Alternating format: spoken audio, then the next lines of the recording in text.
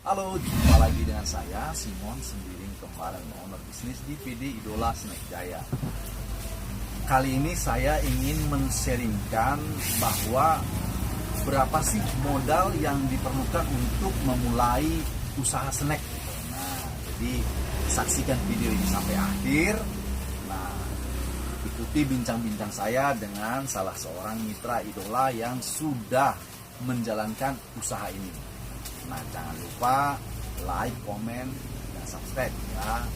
Nah, agar Anda selalu mendapatkan notifikasi terbaru ketika kami menayangkan video-video terbaru. Oke?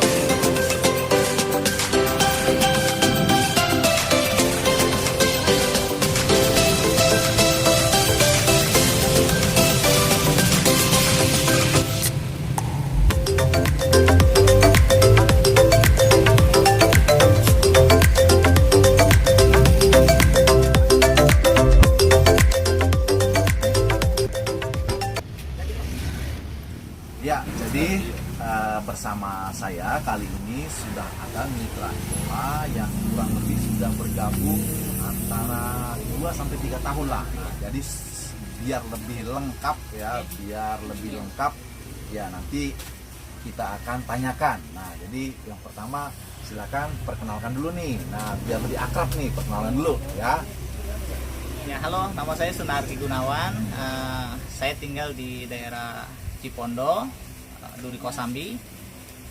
Udah bergabung, udah mulai berbagi bisnis ini sama Pak Simon kurang lebih 3 tahun ini. 2-3 tahun ya? Iya. Oke, sampai situ ya. Nah, jadi kita mau tanya nih pertama nih, yang pertanyaan pertama nih sama Mas Nardi Sunardi ya? Iya, panggilnya Mas Nardi. Mas Nardi ya. Nah, aslinya dari Kalau aku asli dari Palembang. Palembang ya? Iya. Prabu Muli? Iya. Oh iya, oke, dari Palembang ya, oke ya.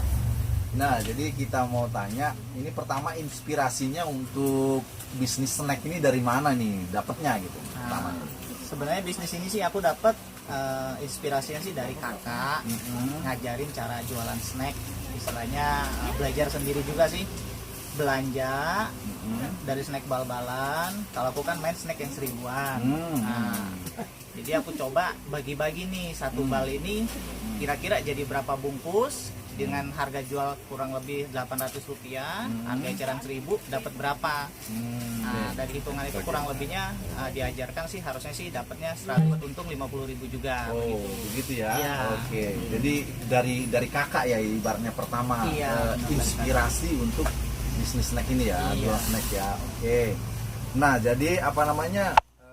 Boleh tahu dong awal pertama modalnya berapa nih Mas Nardi nih? Awal model pertama kalau nggak salah waktu itu antara 300 sampai 500.000 aja kok. 300 ya. Iya. Terjangkau ya Mas. Terjangkau, masih Gitu terjangkau. ya. Nah, 300 sampai 500 lah waktu itu juga ya, belum Iya. begitu besar seperti sekarang ya. Benar.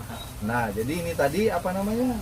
Setelah 2 tahun ini tadi, ini perkembangannya nih kan kita lihat kan hari ini datang ini kan mau belanja ya kan? Iya, benar. Nah, ini sekarang ini omsetnya ini pembelanjaannya sekarang seminggu sekali ini berapa ini kira-kira nih? Untuk saat ini sih aku seminggu sekali kurang lebihnya sekitar 3-3,5 juta Iya. di sini belanja seminggu sekali. 3-3,5 juta ya. Iya. Nah, jadi itu biar lebih jelas lagi ini Mas Nardi ini cara masarinya kemana nih jualannya? Apa jualan pasar malam, jualan online, macam-macam nih. Ini Iya. Mas Nardi jualannya kemana nih? Untuk saat ini sih aku cuma satu caranya ya, cara ya. masih yang kayak biasa, itu beli bal-balan, kita repack lagi jadi dengan harga eceran Rp800. Ya. Kita pasarkannya aja sih, cari warung-warung yang terbilangnya potensial ya. Oh, jadi begitu ya cara iya. masarnya ya. Oke. Iya.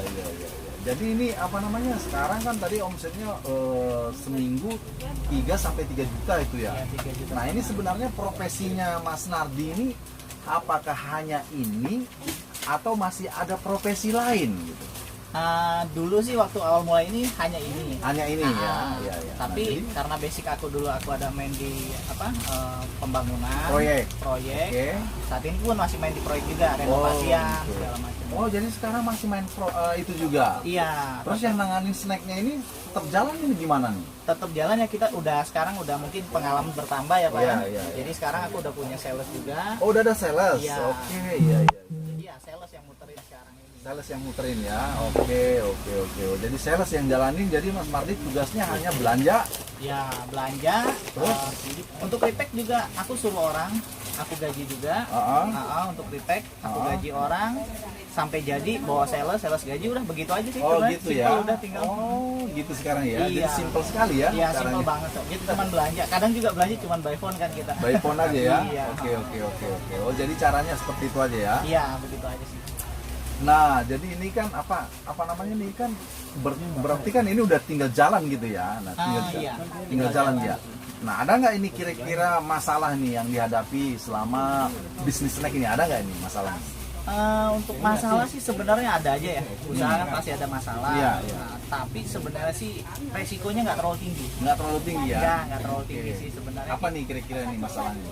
Paling tinggal cuma masalah snack yang kita beli ini sesuai nggak untuk ditaruh di warung. Kita harus ngikutin perkembangan juga. Oh, gitu. Ya, contoh mungkin saat ini yang lagi rame, aku sebutin nggak apa-apa ya. Iya, sebutin lah. Poco-poco Lagi rame. Iya, terus opak lagi rame ya. Itu kita beli banyak. Oh, gitu. Bawang aja lagi turun, oke bawang aja kita handle, kita tahan. kita tahan Gitu, dulu ya. gitu ya. Oke. Ya, jadi kalau kita sekarang mau tanya nih sama Mas Nardi nih, masanya kan orang bilang masalahnya modal tuh ya kan, masalahnya modal, nggak ada modal, begitu. Itu kan yang menjadi momok lah. Jadi Iya. orang itu nggak berani terjun ke dunia usaha kan. Benar. Masalahnya orang semua bilang nggak ada punya modal gitu. Iya. Tadi Mas Nardi udah ngomong modalnya cuma antara awalnya itu 300 sampai 500 ribu awalnya ya. Kalau sekarang sudah 3 juta sampai 3 juta setengah ya per Iya. minggu putarannya ya. Nah, ini masalah modalnya itu gimana nih Mas Nardi menyikapinya atau bagaimana cara ngelolanya tuh, kok bisa gitu, gimana? Sebenarnya gini sih, untuk awal-awal kita kan pasti nyari warung juga nggak langsung banyak, Iya, nggak banyak, istilahnya bertahap lah. Iya. Ya dengan 500 ribu itu kita harus dapat kurang lebihnya 50 sampai 60 pak. Nah, gitu ya. Iya, dari 50-60 pak itu kalau bisa dalam seminggu kita habiskan dulu. Hmm. Kalau udah habis berkembang lagi, kita ada sistemnya kan, tarik ambil ya, taruh, kita ambil hasil yang penjualan kemarinnya.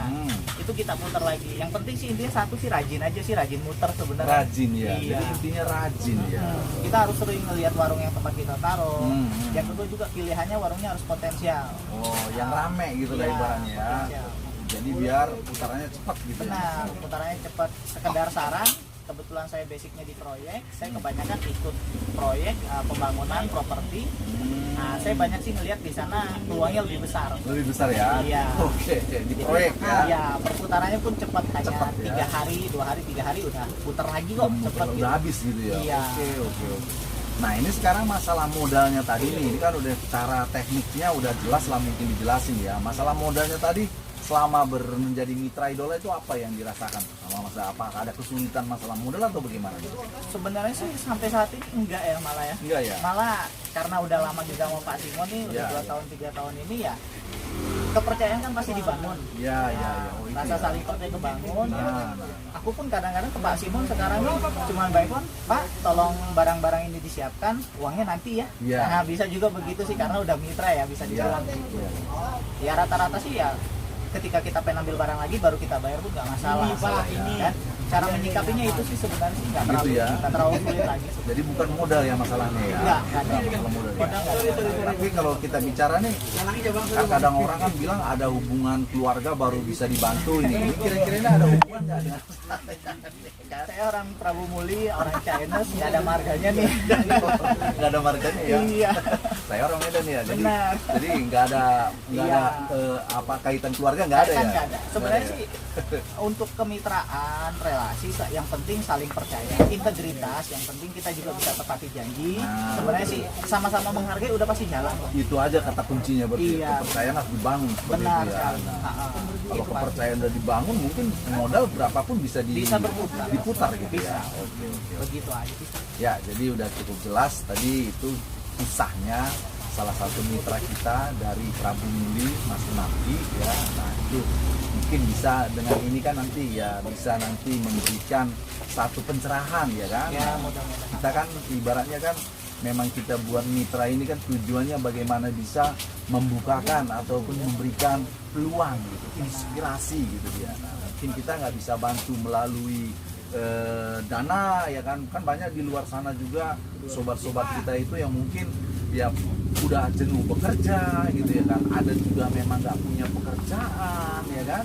Nah jadi mungkin dengan sedikit inspirasi yang telah kita sampaikan bisa memberikan pencerahan bagi mereka Ya, itu Mas Alfi ya. amin. Nah jadi harapan kita juga kalau kita ibaratnya menerangi kehidupan orang lain ya kan, nah jalan kita juga akan semakin terang gitu. Benar sekali. Betul kan? Nah, kita memberikan penerangan, begitu aja kata Iya. kuncinya. Jadi kita nggak segan-segan untuk memberikan penerangan gitu. Iya. Jadi, nah menerangi jalan orang, tentu jalan kita juga akan lebih terang lagi. Iya. Nah, kita membantu orang, maka kita juga akan dibukakan juga itu di dalam pintu-pintu rezekinya. Betul ya Pak? Nah, pendapat ya Mas Nafi.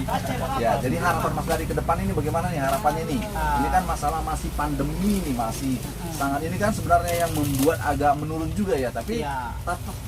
bagaimana nih komentarnya ataupun perasaannya kan sebelum itu kan belum pandemi ya. Nah, Iya. sekarang kan udah masalah corona masuk gitu. Gimana nih sedikit ini mengenai apa namanya pengalamannya Mas Nafi ini? Ya kalau aku sih cuman bilang ya mau pandemi atau enggak yang penting kita giat. Jalan terus Ya ya. kuncinya sih giat aja sebenarnya. Jalan aja ya. Usaha makanan, usaha yang bisa dibilang makanan ini kan pasti ada masa kadaluarsanya Iya, juga. iya. Yang penting kita giat aja. Jangan pernah kalau bisa 1 minggu jangan ada libur sehari istilahnya kerja kayak gitu. Bener ya. Kalau kayak gitu harus terus muter. Terus ya, Nah, nanti terus ya. ketika kita udah mencapai target kita, udah ya kayak sekarang ini saya contoh mungkin bisa dibilang udah lumayan. Iya, iya. Saya bisa punya sales sekarang 2. Dua ya Ya, salesnya. sales saya 2. Jadi saya nggak ngapa-ngapain, saya bisa ke bidang saya lagi nih. Kebetulan gitu aja sih. Gitu ya jadinya. Jadi bisa apa namanya pekerjaan ini dikerjakan sales, Mas Lari bisa mengerjakan pekerjaan yang Ya, lain gitu. betul ya. sekali. Luar biasa, luar biasa. Dan yang penting sih itu tadi kita punya inisiatif, kita punya ide-ide, keluarin aja. Gitu ya. Jadi jangan pernah alasannya pandemi. Oh, jangan. Kalau bisa kita harus tetap pandemi tapi harus cari solusi nih. Iya. Karena Jadi kan jangan- prinsipnya iya. bertahan gitu. Jadi jangan alasan yang dikedepankan Iya, ya, tapi benar. solusi yang dicari Solusi yang gitu perlu ya. kita cari. Oke, siap. Nah, jadi cukup kayaknya ya. Jadi karena ini apa namanya Mas Nafi juga punya kesibukan yang begitu padat ya. Ini kan datangnya hari ini biasanya by phone aja kan. By Ini phone hari ini biasanya. datang bersama istri tadi ya. Iya. Nah, tentu masih ada yang mau kerjakan. Jadi kita cukupkan video kita kali ini. Ya, sampai jumpa di video berikutnya. Nah, oke, jadi bersama Idola, bersama-sama kita melangkah untuk maju, oke? Sip. Oke, sampai jumpa di video berikutnya. Bye-bye.